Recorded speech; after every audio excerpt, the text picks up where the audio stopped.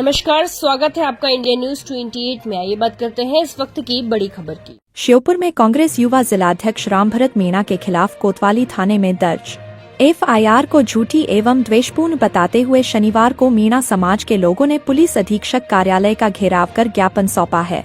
समाज ने मामले की निष्पक्ष जांच कर एफआईआर निरस्त किए जाने की मांग की है। ज्ञापन में बताया गया कि 24 जून की रात करीब 10 बजे रामभरत मीणा चौकी ढाड़ी होटल पर भोजन करने पहुंचे थे। कुछ देर बाद हेमंत जाट और योगेंद्र जाट भी वहां भोजन करने पहुंचे। आरोप है कि होटल संचालक ने होटल खुला होने के बावजूद देर होने का हवाला देकर भोजन देने से मना कर दिया। इस दौरान कथित रूप से होटल संचालक ने अभद्र भाषा का प्रयोग करते हुए पुलिस बुलाकर थाने में बंद कराने की धमकी भी दी, जिसके बाद तीनों युवक बिना किसी विवाद के वहां से अपने अपने घर चले गए। ज्ञापन के अनुसार अगले दिन जानकारी मिली कि होटल संचालक सुमित गर्ग ने रामभरत मीणा, हेमंत जाट, योगेंद्र जाट सहित अन्य लोगों के खिलाफ कोतवाली थाने में एफआईआर दर्ज करा दी, जबकि घटना के दौरान न तो किसी प्रकार की मारपीट हुई और न ही कोई आपराधिक कृत्य किया गया। होटल संचालक द्वारा सोशल मीडिया पर जारी सीसीटीवी फुटेज में भी मारपीट की पुष्टि करने वाला कोई दृश्य दिखाई नहीं देता है। समाज का आरोप है कि राजनीतिक द्वेष के चलते रामभरत मीणा के विरुद्ध झूठा प्रकरण दर्ज कराया गया है। समाज ने पुलिस अधीक्षक से मांग की है कि मामले की 10 दिनों के भीतर निष्पक्ष जांच कराई जाए तथा यदि आरोप असत्य पाए जाते हैं तो दर्ज एफआईआर को निरस्त किया जाए। साथ ही चेतावनी दी गई कि यदि निष्पक्ष कार्रवाई नहीं हुई तो समाज सर्व समाज को साथ लेकर व्यापक स्तर पर वैधानिक आंदोलन करने के लिए बाध्य होगा। श्योपुर से संवाददाता नौशाद अहमद कुरैशी की रिपोर्ट। इसमें खाने पे से 24 तारीख को कुछ रात को होटल है, वहाँ पे खाने के लिए कुछ लोग गए थे। फरियादी का ये कहना है कि उनके साथ अभद्र और मारपीट की गई है। कुछ सीसीटीवी फुटेज उन्होंने उपलब्ध कराया था। इस आधार पर कोतवाली थाने में अपराध पंजीबद्ध किया गया, क्योंकि जो विज्ञापन देने आए थे इनका कहना है कि उन्होंने कोई घटना नहीं करी है या उस घटना में वो शामिल नहीं है, तो इसलिए ज्ञापन दिया था। ज्ञापन ले लिया गया तो उसको ज्ञापन को विवेचना में संलग्न करने के भेजा जा रहा है कि ज्ञापन में जो जो बिंदु उन्होंने उल्लेखित किए हैं उसके भी गंभीरता से जांच होगी और आज के आधार पर हम आगे आगामी कार्रवाई। पूरे जिले के अंदर पुलिस पे परचम चिन्ह लगा हुआ है। जो अपराधी है वो खुलेआम घूम रहे हैं, उनको कोई डर नहीं है। और जो समाज के कर्ता धर्ता उन पे कोई भी आंदोलन करना या कोई आवाज उठाना है तो तत्काल उन पर कार्रवाई की जाती है। पुलिस पे पूरी तरह आज के टाइम पे परचम चिन्ह लगा हुआ है। आज क्षेत्र का पूरा युवा किसी जाति विशेष का आंदोलन नहीं है, ये सर्व समाज का आंदोलन है।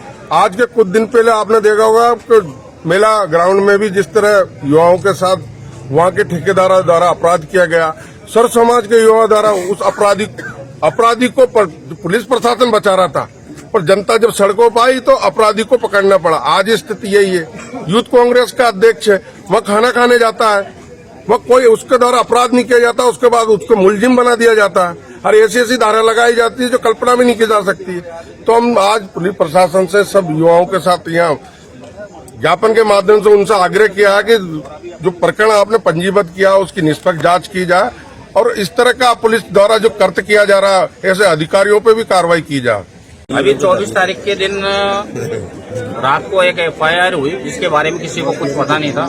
25 तारीख को वीडियो के माध्यम से कुछ पत्रकारों ने डाली वो वीडियो और ऊपर लिखा है उसमें कि मारपीट और जान से मारने की धमकी दी गई। जबकि उस वीडियो को अच्छी तरह से देखने पे मैंने बड़ी गौर से देखी, आप सबने भी देखी होगी, तो आपको उसमें विस्तार से अच्छे से समझ के अगर रुक के भी अच्छे से देखेंगे तो कहीं पे उसमें हाथापाई या रामभरत जी का उग्र होना या वहाँ जो खड़े हैं उनके बीच में कोई हाथापाई वाला विषय नहीं था। फिर भी ये एफआईआर हुई तो इससे कहीं ना कहीं ये समझ में आ रहा है कि या तो राजनीतिक द्वेष या एक युवा की उड़ती हुई आवाज को दबाने के लिए इस तरह का कार्य किया गया है, जो एक प्रकार से उस युवा के साथ साथ सभी श्योपुर जिले के युवाओं के साथ अन्याय है और उस अन्याय के खिलाफ न्याय की लड़ाई के लिए आज हम सब यहाँ इकट्ठे हुए।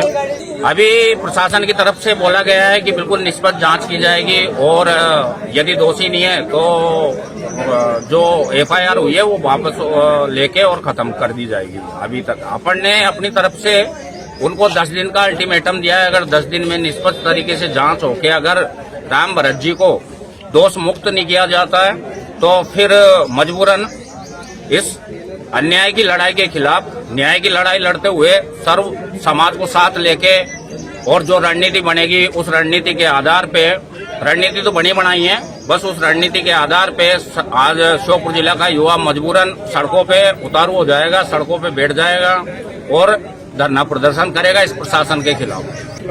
देखिए, होटल का से हमें कोई विरोध नहीं है, होटल खाने का विषय हमारा जो उसका संचालक है सुमित, उससे बड़ा विरोध है। क्योंकि आप देखेंगे व्यापार जो होता है, व्यापार नम्रता, विवेकपूर्ण तरीके से और सभ्य व्यवहारिकता का प्रदर्शन करता है। आप किसी भी दुकान पे जाइए, अब अगर होटल खोल के बैठे और अपने आप को उसका संचालक नहीं समझ रहे और अपने आप को नेता समझ के उस जगह पे बैठे तो कहीं ना कहीं वो गलत है और हम उसका विरोध करते हैं।